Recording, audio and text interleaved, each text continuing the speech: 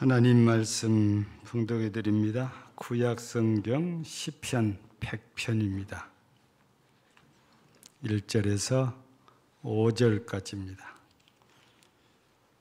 874쪽이나 875쪽입니다.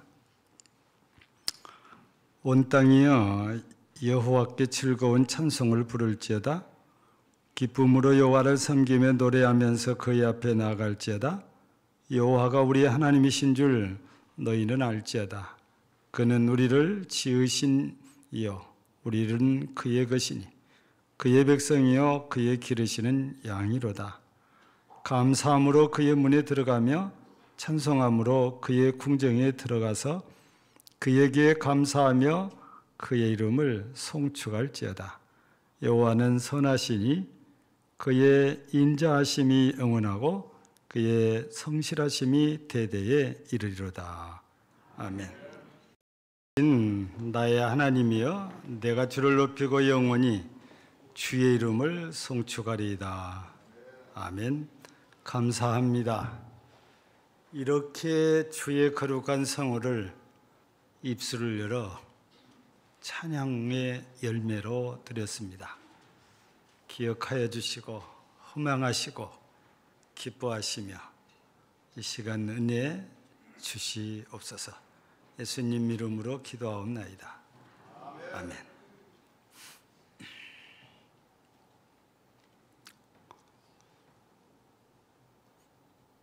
아들이 없으신 분 계시지요? 그죠? 아들이 없으신 분은 절대 되지 않는 것이 딱 하나 있죠.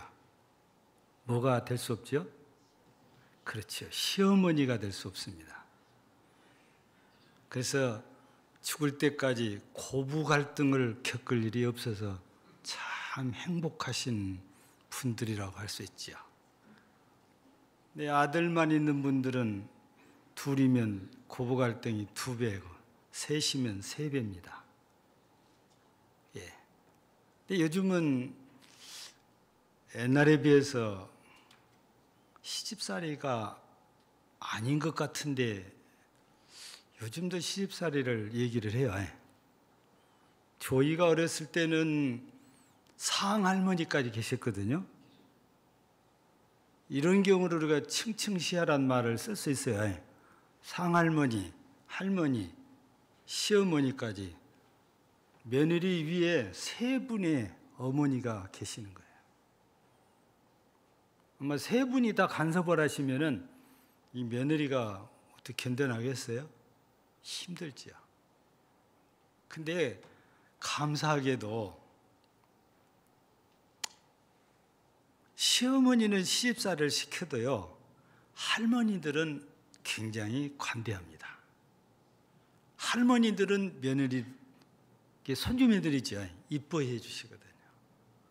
아마 층층시야가 있어도 할머니들이 이렇게 이뻐해 주시니까 힘든 것을 그래도 견딜 수 있지 않을까 하는 생각을 하죠.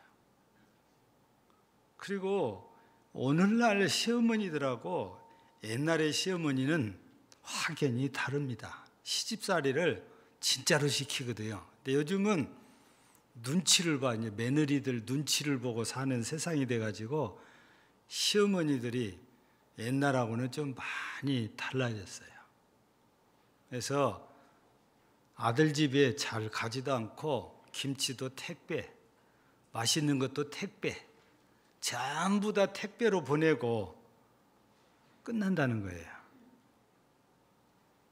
근데 그 며느리들 말을 들으면 그렇지 않는다고 하는데 이상한 말들이 이 사탄의 역사이고 말을 많이 만들어내거든요.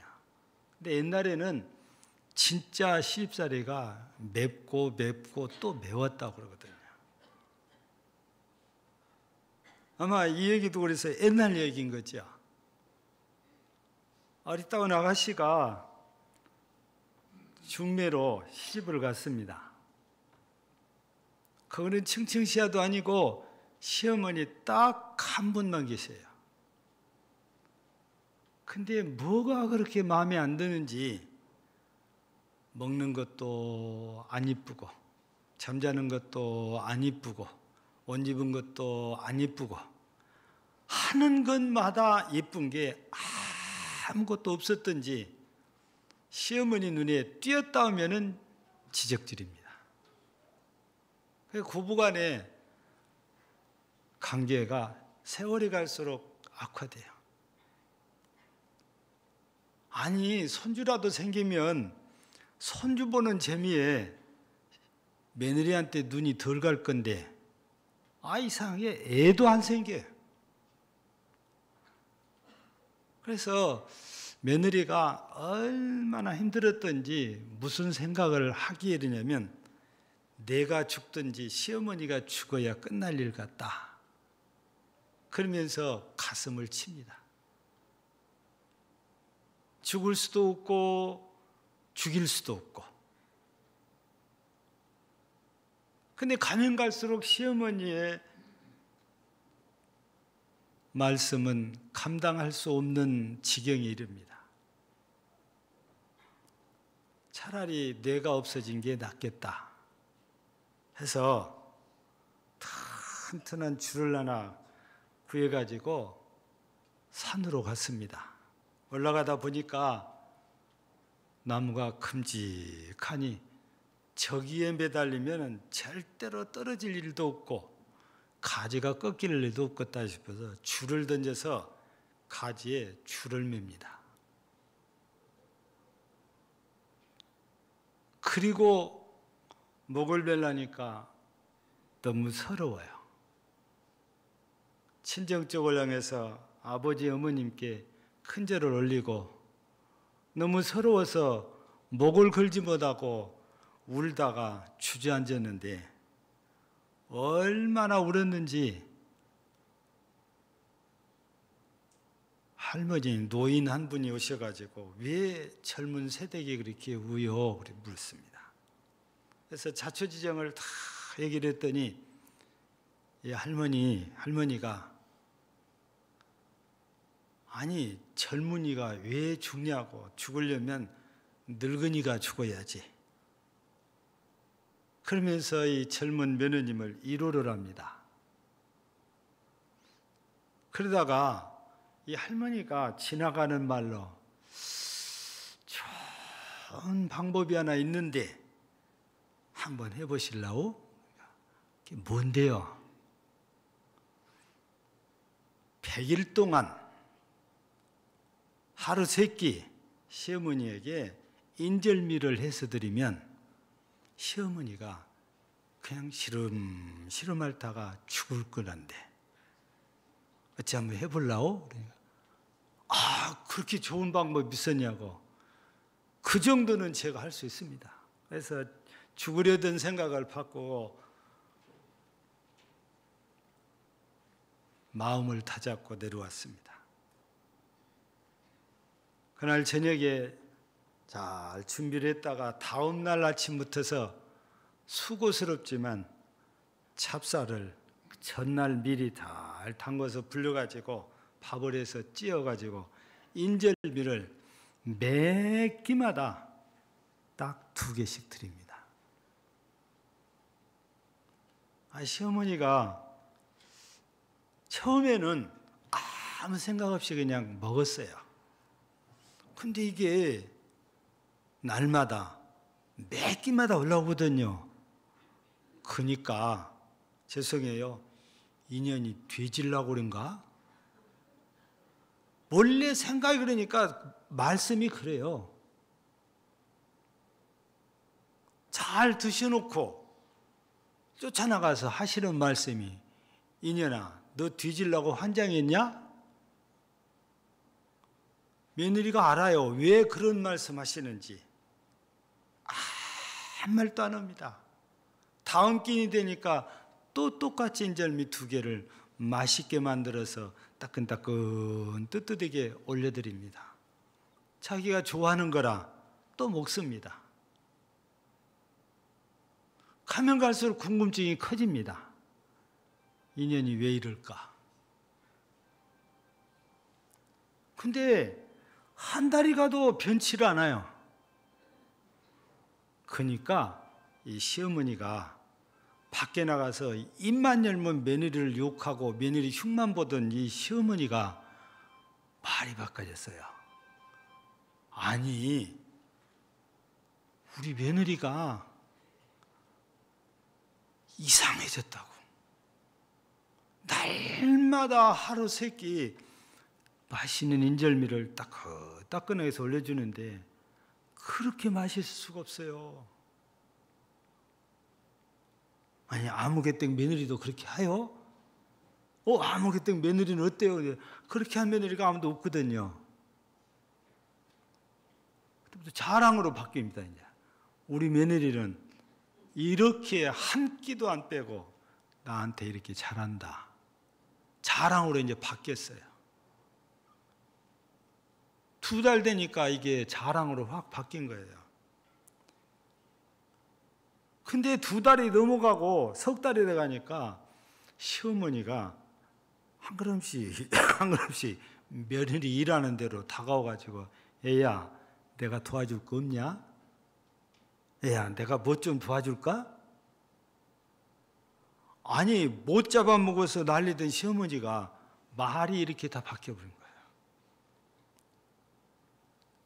그리고 3달이 딱 됐습니다. 100일 되려면 열흘이 남았어요. 시어머니가 그렇게 잘해줄 수가 없어요. 며느리가 겁이 바짝 났습니다. 이렇게 좋은 시어머니가 나 때문에 돌아가시면 어떻게 하냐. 그래서 비상금으로 감추는 돈을 허리춤에 넣고 산으로 또 올라갑니다. 그리고 할머니를 찾습니다. 할머니가 기다렸던 듯이 딱 나타나시는 거예요. 웬일로 이렇게 급히 왔냐 그랬더니, 할머니, 이 돈 들 테니까 우리 어머님 안 죽게 좀 해주세요.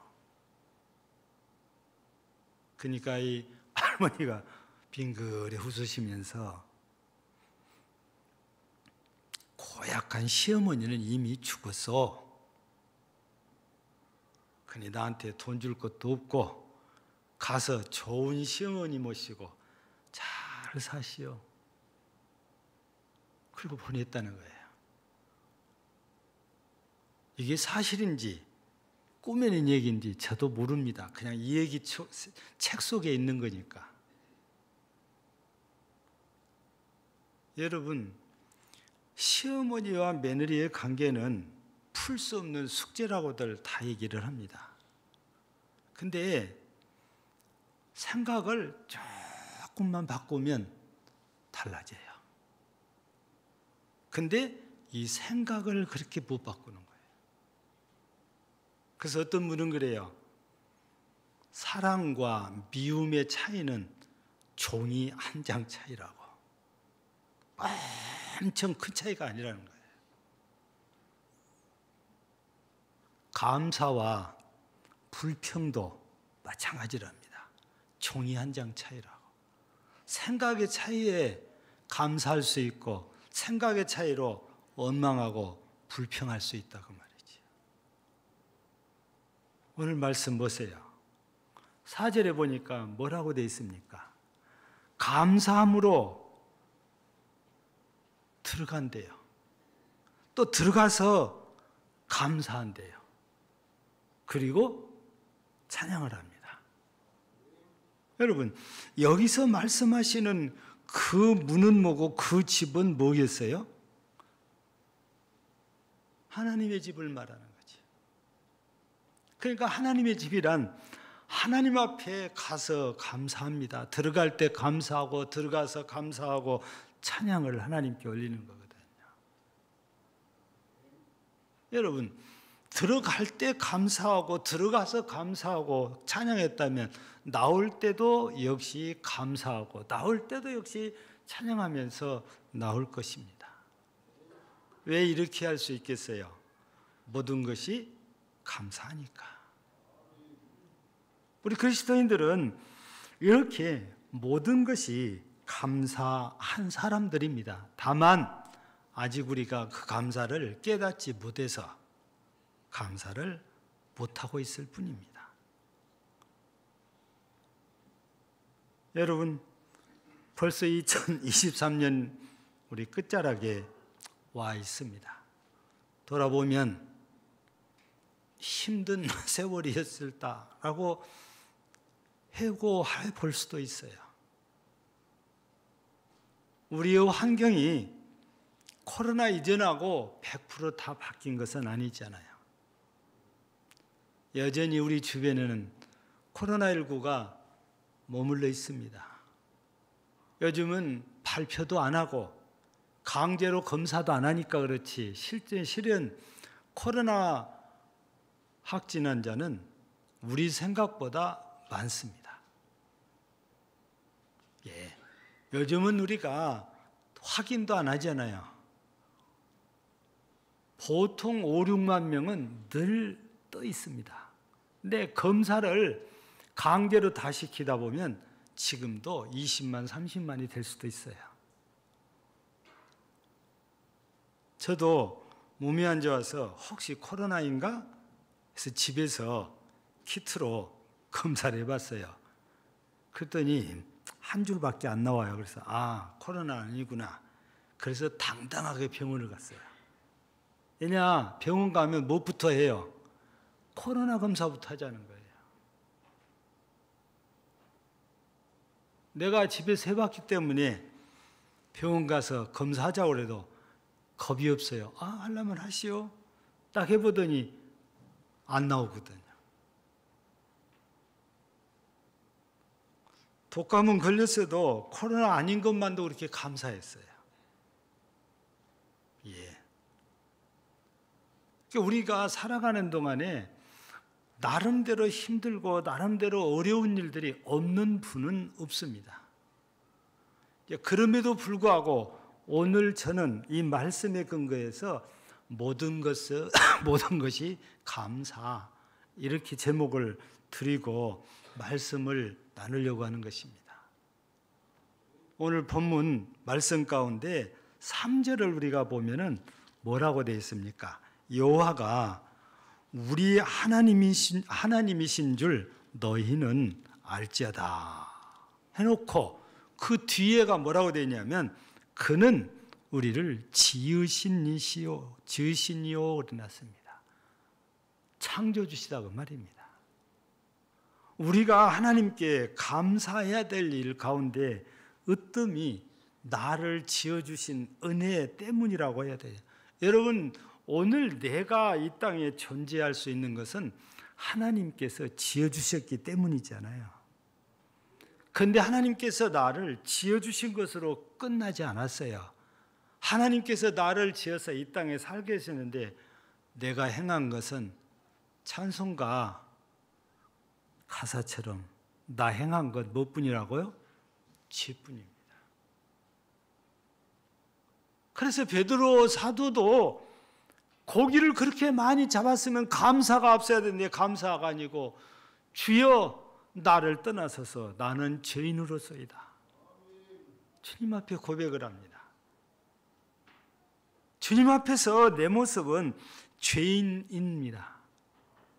근데 나를 지으신 주께서 이런 죄인 된 나를 구해 주셨고 나를 선택해 주시잖아요.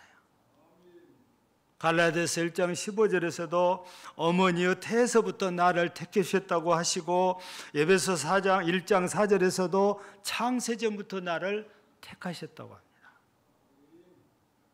택하신 나를 위해서 나를 구원하시기 위해서 독생자 예수 그리스도를 이 땅에 보내주시고 십자가에서 죽어 물과 피를 다 흘리시며 나의 죄를 사하시고 나를 구해 주십니다.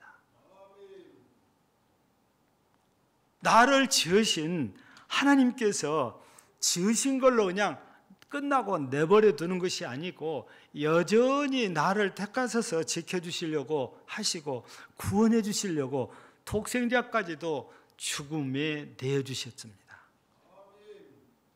여러분, 지금 내가 어렵고 힘들어도 하나님께서 내게 예수 그리스도를 통해서 주신 이 은혜를 생각하면 모든 것이 감사라고 고백을 해야 맞지 않겠어요? 그런데 우리들은 보이지 않는 이런 신령한 은혜와 복보다는 내가 볼 수 있어야 되고 내가 만질 수 있는 것에 치중을 합니다. 그래서 현실을 많이 생각을 해요. 성경을 보면 사람은 마음보다 보이는 것을 더 좋아한다고 그래요. 그래서 사무엘 선지자도 하나님의 명령을 따라서 이새집에 왕으로 기름을 붓게 해서 갔잖아요. 그런데 사무엘도 역시 사람인지라 눈에 딱 쳐다들을 보니까 이 아이가 그 아이야. 그리고 기름을 부으려고 하는데 하나님께서 아니야. 너희는 사람의 외모를 보지만 나는 마음 중심을 보느니라 하면서 만류하십니다. 결국 8번째 다윗에게 이르니까 이가 그니라 하는 것입니다. 그래서 사람들은 얼마나 가졌냐를 정말 크게 봐요. 돈이 많냐 적냐, 가난하나 부자냐, 어느 대학을 나왔냐, 직장이 어디냐, 회사가 어디냐, 이런 걸 우리는 많이 따지고 봅니다. 더 욕심낸 사람은 검사냐 판사냐 세상 권력을 보기도 합니다. 근데 하나님은 그렇지 않으세요. 내 모습 이들을 그대로 인정을 해주시고 그대로 우리를 사랑해 주시고 그대로 우리의 하나님이 되어 주시거든요. 보기에 덜 배웠다고, 대학교 안 나왔다고, 돈이 없다고, 회사가 중소기업이라고 그런 거 전혀 따지지 않아요. 우리 하나님은 외적인 조건보다 하나님이 나를 지으신 하나님의 피조물이라는 이거 하나 때문에 나를 택해 주셨고 나를 구원해 주셨고 나를 사랑해 주시거든요. 그러니 세상 조건으로 보면 내가 사랑받지 못하지만 하나님은 그런 조건 하나 없어도 나를 사랑해 주시니 얼마나 감사하냐고 말이에요. 어떤 분들은 불평을 합니다. 하나님 이왕에 나를 만드실 때에 미스 코리아 되게 만들어 주시지. 그러잖아요. 아니 이왕에 나를 만드실 바에는 정말 멋진 남자로 만들어 주시지. 누가 봐도 호감이 가는 그런 외모를 갖게 해주시면 얼마나 좋아요. 거기에다가 내가 태어날 때부터 금수저에 금수저로 태어났으면 얼마나 좋겠어요. 왜 나를 개천에서 태어나게 하냐고 말이죠. 근데 여러분들 생각엔 어떠세요? 금수저로 태어나면 마냥 행복하고 마냥 기쁘고 마냥 감사하고 그럴까요? 그렇지 않아요. 없는 사람은 없는 수준에서 감사하고 있는 사람은 있는 수준에 감사한데요. 있어도 자기 욕심이라는 게 있어서 감사할 줄 몰라요. 만족할 줄 몰라요. 없을 때는 이것만 있으면 나는 소원이 없어. 근데 그걸 갖고 나면은 웬걸 욕심이 또 다른 욕심이 또 생겨요. 제가 옛날에 그 얘기 해드렸잖아요. 전라북도 부안에서 있었던 부안 읍교회 얘기. 어느 부인이 교회를 다니면서 오매불명 논한마지기예요. 논한마지기. 그 집에는 논도 밭도 없으니까 논 한마디만 주시면 소원이 없대요. 하나님께서 논 한마디기를 주셨습니다. 근데 이 집사님께서 근원에서 일하느라고 세월 간 줄을 몰라요. 주일도 잊어버려요. 감사가 아니고 욕심이 또 생기는 거야. 논 한마디가 생기니까 내 논 한마디 가지고 어떻게 산다요? 말이 바뀌어요. 여러분, 있다고 감사하는 게 아니에요. 하나님의 은혜를 모르면 감사가 안 되는 거예요. 만약 많이 가진 자가 마냥 감사하다면 그 사람은 100% 신앙이 제대로 바뀐 그리스도인일 것입니다. 신앙이 바로 들어가지 않으면 감사 모르거든요. 여러분, 우리가 이렇게 하나님께서 나를 지으시고 나를 택하시고 나를 구해주신 이것만 생각해도 모든 것이 감사인 거잖아요. 꼭 부자여야만, 꼭 좋은 대학교를 졸업해야만이, 꼭 좋은 회사 취업을 해야만이 감사한 게 아니에요. 여러분, 우리는 바울 사도 얘기를 잘 하잖아요. 바울 사도가 처음에는 부자였어요. 좋은 학교 나왔어요. 좋은 배경을 갖고 있어요. 그런데 그걸 배설물처럼 다 버립니다. 결국 그는 가난한 자가 됩니다. 그런데 그가 불행하다고 말합니까? 그는 감옥에 갇힙니다. 그 불평합니까? 아니요. 도리어 감사합니다. 그러면서 빌립보 교회 성도들에게 기쁨을 얘기를 하면서 어디까지 얘기합니까? 내가 궁핍함으로 말하는 것이 아니라 어떠한 형편에든지 나는 자족하기를 배웠느니 나는 비천에 처할 줄도 알고 풍부에 처할 줄도 알아. 모든 일 곧 배부름과 배고픔과 풍부와 궁핍에도 처할 줄 아는 일체의 비결을 배웠노라. 그는 없다고 불평하지 않아요. 어렵다고 불평하지 않아요. 배고프다고 헐벗었다고 불평하지 않아요. 감옥에 갇혔다고 불평하지 않아요. 도리어 기뻐하는 것은 곧 감사하고 있는 거예요. 하나님의 은혜를 알면 이렇게 어려운 형편에서도 감사를 할 수 있게 됩니다. 그래서 신앙이 바로 들어와 있으면 모든 것이 감사하게 되는데, 왜? 하나님은 나를 지으셔서 나를 택하시고 나를 구원해 주셨으니까 감사지요. 모든 게 감사. 뿐만 아니라 하나님께서 나를 지으신 거로 끝나지 않고 나를 구원해 주실까 하셨잖아요. 근데 오늘 3절 말씀에 보니까 이어지는 말씀이 뭐라고 되어 있어요? 우리는 그의 것이니 그랬습니다. 그래서 하나님의 백성이 됐고 하나님의 양이 된 거지. 우리가 하나님 것이라는 말씀입니다. 여러분, 하나님께서 나를 기르신다고 하면 하나님은 나의 목자시잖아요. 목자도 하나님은 부족함이 없다는 겁니다. 그래서 일찍이 이런 놀라운 은혜를 체험한 이가 다윗 왕입니다. 그래서 다윗 왕은 시편 23편에서 여호와는 나의 목자시니 내게 부족함이 없으리로다, 하나님을 찬양할 수 있었어요. 왜 부족함이 없습니까? 푸른 풀밭으로 인도를 해주십니다. 쉴만한 물가로 인도를 해주십니다. 영혼을 소생시켜 주십니다. 의의 길로 인도해 주십니다. 그것으로 끝나지 않아요. 사망의 엄침한 골짜기를 가도 함께 해주십니다. 막대기와 지팡이로 안위하신다, 지켜주십니다. 그것으로도 안 끝나요. 원수 앞에서 상을 차려주셔서 편안하게 먹게 해주십니다.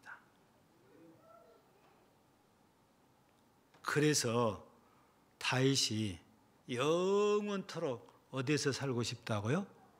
여호와의 집에 살고 싶다 그래요. 여호와의 집에는 여호와가 계시니까. 즉 여호와의 집에 살고 싶단 말은 영원토록 하나님과 함께 살고 싶다는 고백인 거거든요. 다윗은 자신이 목동의 역할을 충분히 봐서 알고 있습니다. 하나님께서 자신에게 해주신 일들을 돌아보니까 정말 하나님은 내게 부족함이 없는 목자와 같은 분이라고, 그래서 마음 놓고 자신 있게 노래할 수 있었던 것이거든요. 그런데 많은 사람들 가운데에는 이런 신령한 은혜, 즉 눈에 보이지 않는 복을 받았음에도 불구하고 아멘을 잘 안 해요.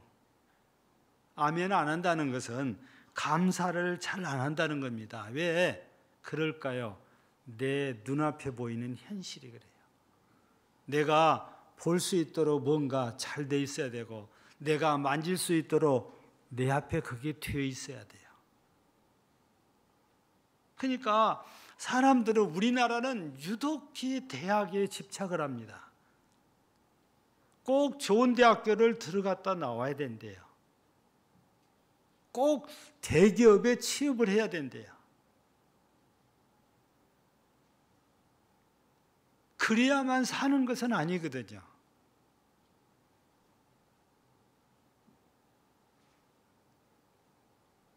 저는 공부를 잘하는 축에 들지는 못합니다. 그냥 중간에서 밑으로 안 떨어지는 정도뿐이지 썩 잘하는 사람이 아니에요. 거기에다가 대인관계가 좋냐? 그것도 별로 안 좋아요. 아는 사람이 많지가 않아요. 저를 아는 분이 저는 목회를 못할 것으로 생각을 했던가 봐요. 세월 여른 다음에 당신이 선배니까 나를 지켜봤을 거 아닙니까? 저는 그분에게 한 번도 도움을 청한 적은 없습니다. 근데 우리 교회를 딱 한 번 오시더니 세상에 박노성이가 이렇게 목회할 줄을 몰랐다는 거예요. 여러분, 공부도 잘하면 유익합니다. 대인관계 좋으면 유익합니다. 근데 그보다 더 중요하고 좋은 건 하나님과의 관계이거든요. 하나님의 눈에 들어야 되는 겁니다. 좋은 대학을 못 나왔어도, 대기업을 못 들어가도 하나님의 눈에만 들었다 하면 우리 인생은 행복해질 수 있습니다. 감사하며 살 수 있는 것입니다. 그런데도 우리는 눈에 보이는 것, 그걸 그렇게 집착을 한단 말입니다.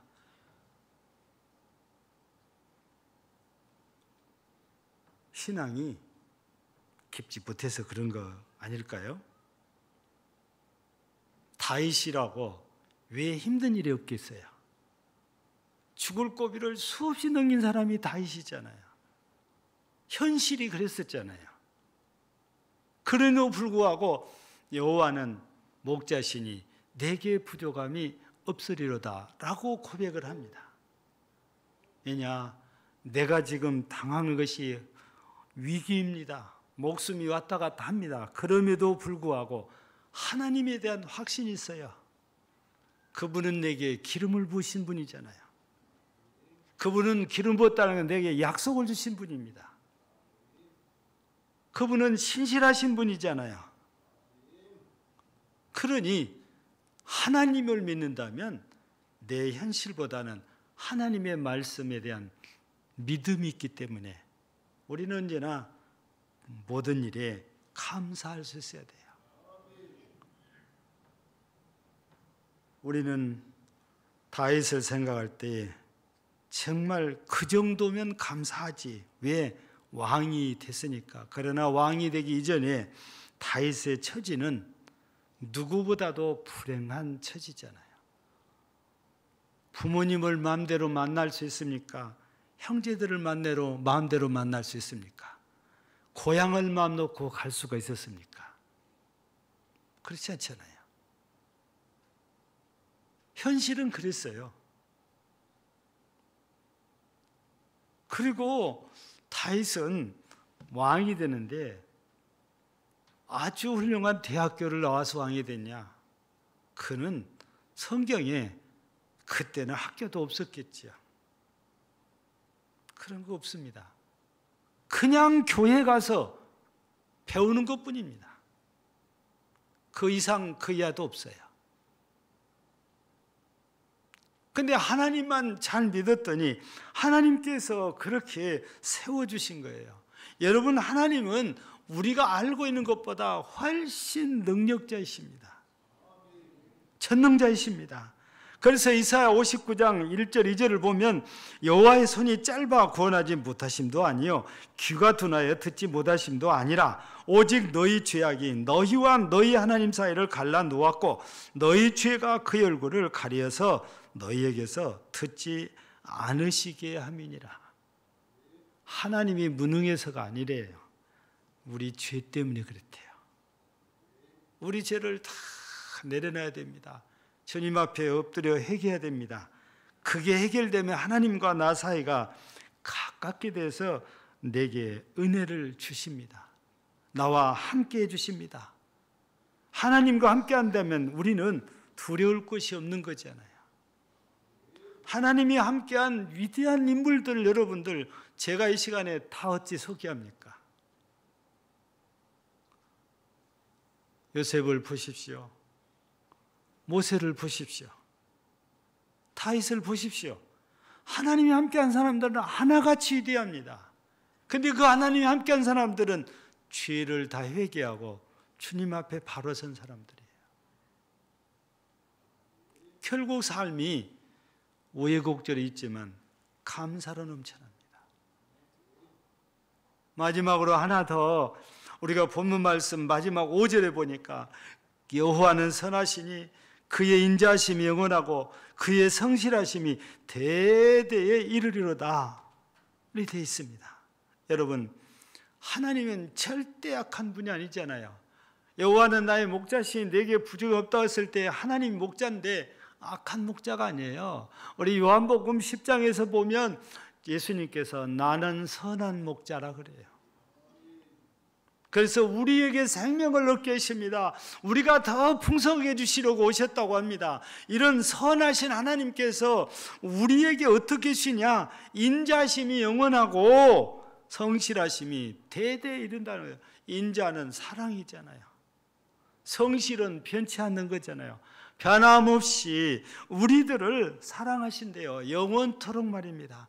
요한복음 13장 1절에서도 주께서는 자기 백성을 사랑하시되 끝까지 사랑하신다고 분명히 말씀을 해 주십니다. 우리를 만드셨잖아요. 우리를 구해 주셨잖아요. 우리를 선택해 주셨잖아요. 이런 우리를 위해서 아들을 이 땅에 보내서 십자가에 죽게 하시고 그 대가로 나를 살려주셔서 영생을 얻게 하시고 그것도 부족해서 하나님의 나라까지 우리에게 기업으로 주셔서 언제라도 내가 기다리고 있을 테니까 오너라 문 열어놓고 기다리신 분이 우리 하나님이십니다.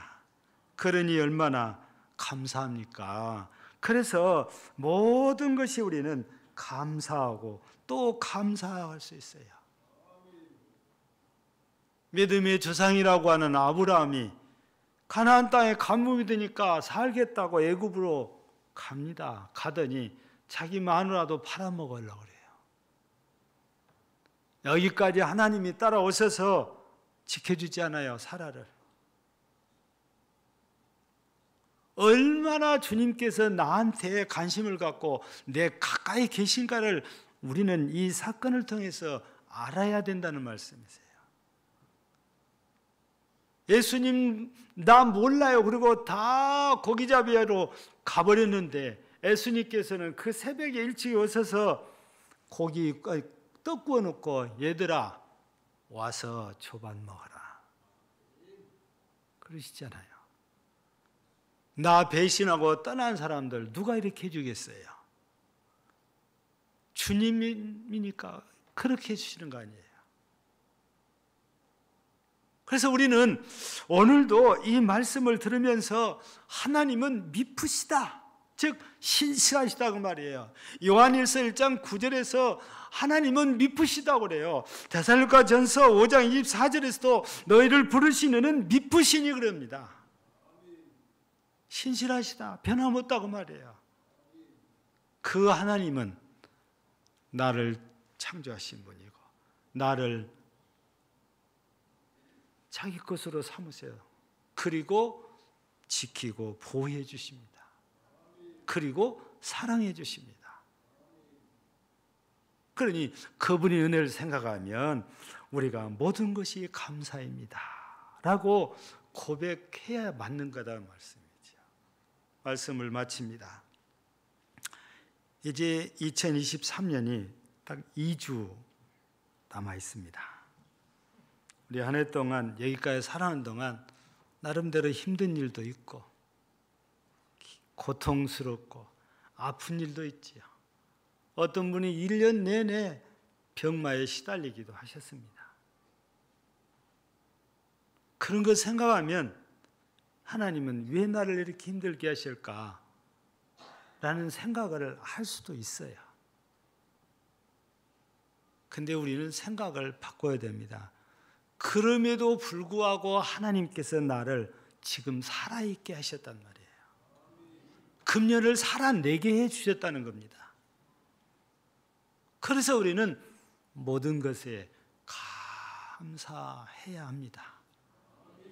사랑하는 모든 성도들이 금년을 돌아보며 도리어 감사함으로 한 해를 잘 마치고 내년에 또 다른 꿈을 꾸는 복된 성도들이 되어지기를 주의 이름으로 축복합니다.